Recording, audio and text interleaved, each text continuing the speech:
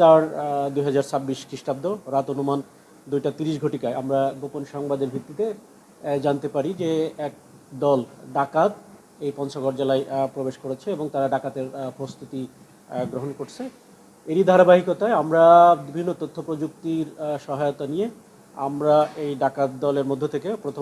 প্রথমত পঞ্চগড় জেলার তেঁতুলিয়া মহাসড়কের পাশে দাঁড়িয়ে থাকা একটা ট্রাকের আড়ালে একটা সাদা রঙের পুরাতন নিশান মাইক্রোবাস আমরা তল্লাশি করে আমরা দুইজন ডাকাতকে মোহাম্মদ জহুরুল ইসলাম যার বাড়ি দিনাজপুর এবং আরেকজন প্রদীপ রায়, এই দুজনের বাড়ি দিনাজপুর, তাদেরকে আমরা গ্রেপ্তার করতে সক্ষম হই মাইক্রোবাস সহ, এবং তাদের মোবাইল জব্দ করি এবং ডাকাতি কাজে ব্যবহৃত কিছু যন্ত্রপাতিও আমরা উদ্ধার করি এবং তাদেরকে ব্যাপক জিজ্ঞাসাবাদ করে আমরা জানতে পারি যে এটি একটি আন্তজেলা ডাকাত দল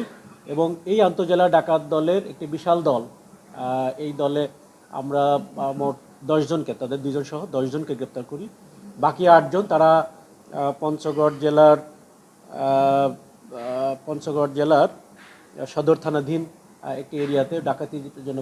প্রস্তুতি গ্রহণ করছে। এই মর্মে আমরা সংবাদ পেয়ে আমরা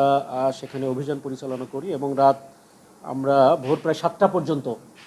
এই অভিযানটা আমরা পরিচালনা করে একটা পর্যায়ে ডাকাতির কাজে ব্যবহৃত সরঞ্জামাদি,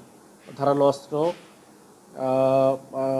অস্ত্র সহ ডাকাতির কাজে ব্যবহৃত বিভিন্ন সরঞ্জামাদি আমরা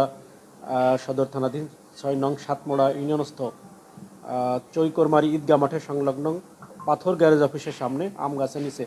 বালুর নিচে আটকানো অবস্থায় আমরা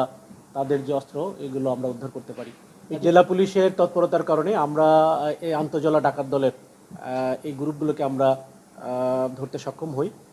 আপনারা জানেন যে এই যে 10 জনকে আমরা ধরেছি, এই 10 জনের মধ্যে এটি কিন্তু এই পঞ্চগড় জেলার মাত্র একজন, বাদবাকি 9 জনের মধ্যে আপনার রংপুরের 3 জন, দিনাজপুরের 4 জন, গাইবান্ধার 1 জন, মানিকগঞ্জের 1 জন এবং পঞ্চগড় জেলার 1 জন, অর্থাৎ এটি একটি আন্তজেলা ডাকাত।